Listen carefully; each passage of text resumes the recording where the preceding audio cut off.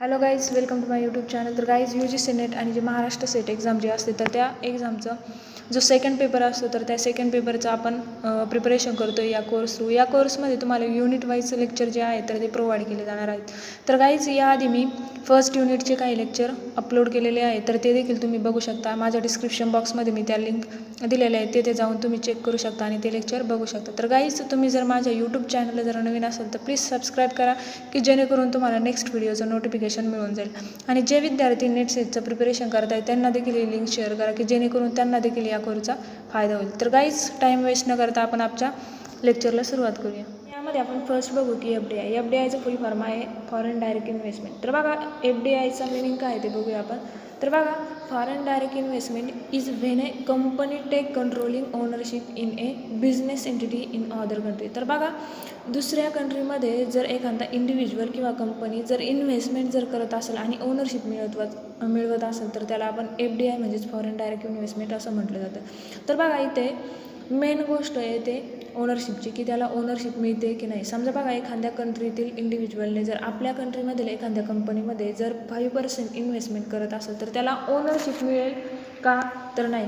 तर हा पार्ट एफडीआयचा झाला का, तर नाही. इथे इम्पॉर्टंट थिंग काय आहे तर ओनरशिप मिळाली पाहिजे. म्हणजे जो कोणी इंडिव्हिज्युअल असेल किंवा कंपनी असेल इन्व्हेस्टमेंट करतो दुसऱ्या देशामध्ये तर त्याला जी ओनरशिप आहे तर ती भेटली पाहिजे. जर एखाद्या इन्व्हेस्टमेंटने जर त्या कंपनीची ओनरशिप जर भेटत नसेल तर तो पार्ट एफडीआयचा होत नाही. त्यानंतर बघा, with FDI foreign companies are directly involved with day to day operations in the other country. तर बघा, जर एखाद्या इंडिव्हिज्युअलला किंवा कंपनीने इन्व्हेस्टमेंट केल्यामुळे जर ओनरशिप भेटत असेल तर तो डे टू डे ऑपरेशनमध्ये सहभागी होऊ शकतो किंवा पार्टिसिपेट होऊ शकतो.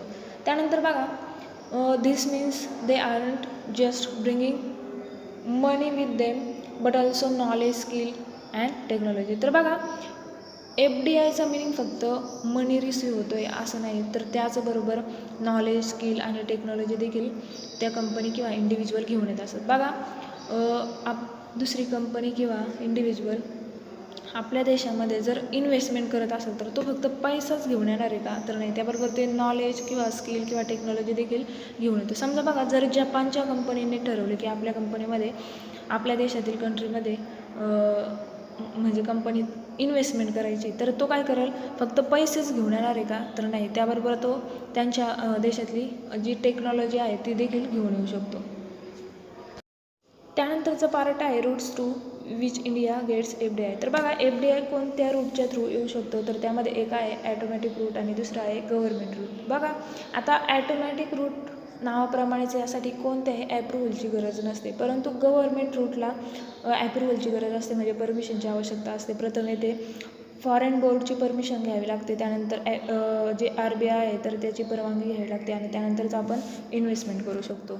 तर यामध्ये आपण फर्स्ट बघू की ॲटोमॅटिक रूट. तर बघा, यामध्ये काय सांगितलं आहे, the non resident or Indian company does not require prior nod of the RBI or government of India for FDI. तर बघा, यामध्ये ॲटोमॅटिक रूट वेमध्ये काय होतं आहे की कोणत्याही ॲप्रुव्हलची आवश्यकता नसते, म्हणजे कोणताही ॲप्रुव्हल नेसेसरी नसतो. यामध्ये गव्हर्नमेंटची किंवा RBIची एफडीआयसाठी परमिशन घ्यावी लागत नाही.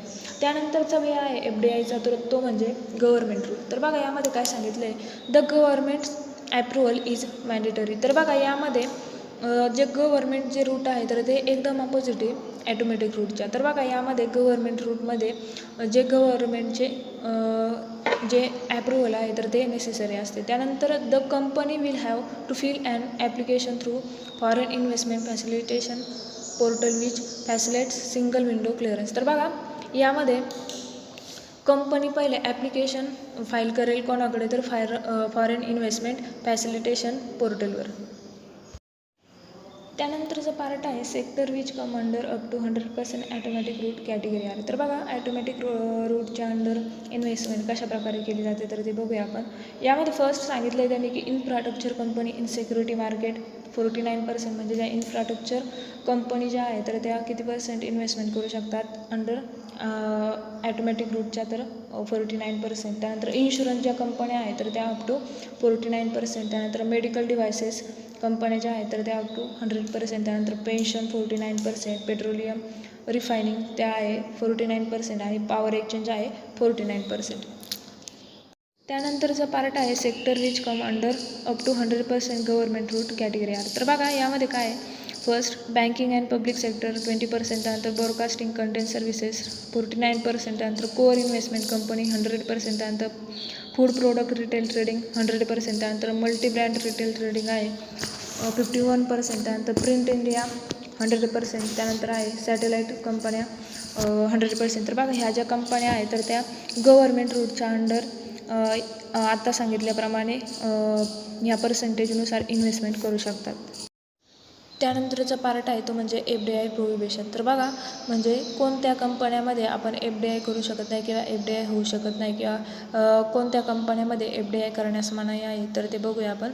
तर बघा यामध्ये आहे ॲटोमॅटिक एनर्जी जनरेशन या कंपनीमध्ये FDI होऊ शकत नाही किंवा FDI करण्यास मनाई आहे. त्यानंतर एनी ग्लॅमिंग ऑर बेटिंग बिझनेस, त्यानंतर लॉटरीज, त्यानंतर आहे निधी कंपनी, त्यानंतर ॲग्रिकल्चरल ऑर प्लांटेशन ॲक्टिव्हिटीज, त्यानंतर हाऊसिंग अँड रिअल इस्टेट, त्यानंतर आहे सिगारेट्स ऑर एनी रिलेटेड तंबाखू इंडस्ट्री. बघा जे तंबाखू इंडस्ट्री किंवा जे सिगारेट इंडस्ट्री आहे तर त्या इंडस्ट्रीमध्ये देखील जी FDI करण्यास मनाई आहे किंवा त्या कंपन्यामध्ये आपण FDI करू शकत नाही.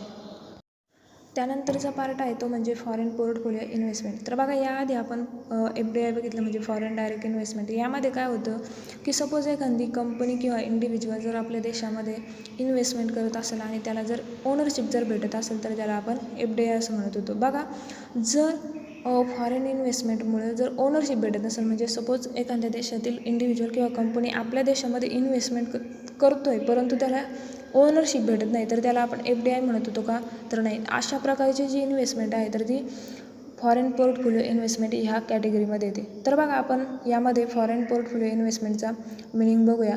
यामध्ये काय सांगितलं आहे की foreign portfolio investment securities and other financial asset passively held by foreign investor. बघा यामध्ये मी आत्ता सांगितल्याप्रमाणे फॉरेन पोर्टफोलिओ इन्व्हेस्टमेंटमध्ये इन्व्हेस्टमेंट केल्यामुळे ओनरशिप जी आहे तर ती भेटत नाही.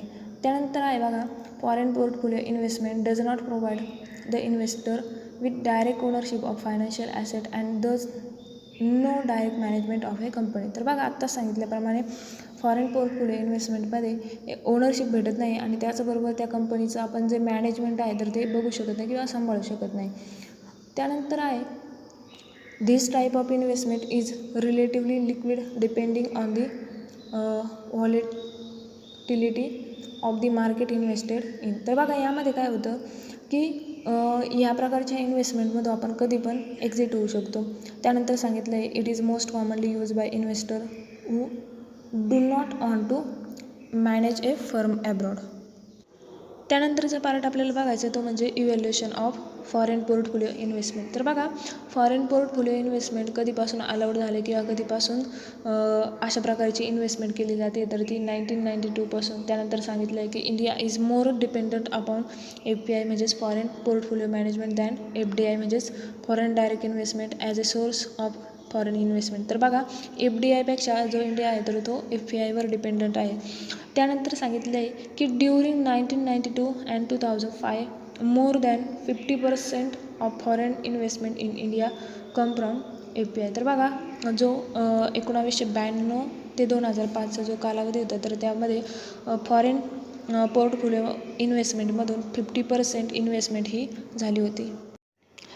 त्यानंतरचा पार्ट आपल्याला बघायचा तो म्हणजे eligibility criteria for foreign portfolio investment. तर बघा फॉरेन पोर्टफोलिओ इन्व्हेस्टमेंटसाठी कोणता क्रायटेरिया दिला आहे तर ते बघूया आपण. त्यामध्ये बघा द ॲप्लिकेंट. तर बघा ॲप्लिकेंट कोण असलं पाहिजे किंवा कसं असलं पाहिजे हे सांगितलं आहे.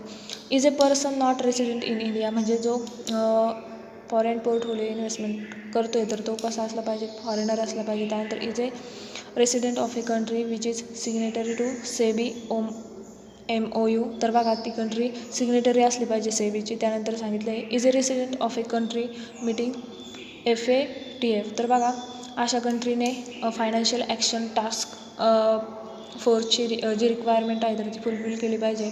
त्यानंतर सांगितलं आहे की if a bank should be resident of a country whose central bank is a member of the bank of international settlement. तर बघा जर बँकेला जर इन्व्हेस्टमेंट जर करायची असेल अशा प्रकारची तर ती BISची मेंबर असली पाहिजे. त्यानंतर सांगितलं आहे is legally permitted to invest in securities outside his country. तर बघा आत्तापर्यंत आपण काय काय बघितलं त्याची इन शॉर्टमध्ये समरी बघूया. बघा आपण यामध्ये फर्स्ट आपण बघितलं होतं की FDI म्हणजे फॉरेन डायरेक्ट इन्व्हेस्टमेंट बघितलं. त्यानंतर फॉरेन डायरेक्ट इन्व्हेस्टमेंटचे रूट कोणते ते बघितलं होतं. यामध्ये होतं एक ॲटोमॅटिक रूट ज्यासाठी कोणत्याही ॲप्रुव्हलची आवश्यकता नसते. त्याचप्रमाणे आपण गव्हर्मेंट रूट बघितला तर त्यासाठी काय होतं ॲप्रुव्हलची आवश्यकता होती त्यामध्ये. त्यानंतर आपण बघितलं फॉरेन पोर्टफोलिओ इन्व्हेस्टमेंट बघितलं, त्यामध्ये त्याचं मिनिंग बघितला. त्यानंतर त्याचा क्रायटेरिया काय आहे तर ते देखील बघितलं. तर गाईज व्हिडिओ आवडला असेल तर नक्की कमेंट करा आणि जर काही कन्सेप्ट जर क्लिअर झाले नसेल तर ते देखील सांगा की जेणेकरून मला ते नेक्स्ट व्हिडिओमध्ये क्लिअर करता येईल. तर काहीच माझं TSD लर्निंग नावाचं टेलिग्राम चॅनल आहे ते देखील तुम्ही जॉईन करू शकता. त्याची जी लिंक आहे तर ते डिस्क्रिप्शन बॉक्समध्ये मी दिलेली आहे, तिथे जाऊन तुम्ही जॉईन करू शकता. आणि गाईज तुम्ही जर माझ्या यूट्यूब चॅनलला जर नवीन असेल तर प्लीज सबस्क्राईब करा की जेणेकरून तुम्हाला नेक्स्ट व्हिडिओचं नोटिफिकेशन मिळून जाईल. आणि जे विद्यार्थी नेट सेटचा स्टडी करत आहे त्यांना देखील ही लिंक शेअर करा की जेणेकरून त्यांना देखील या कोर्सचा फायदा होईल.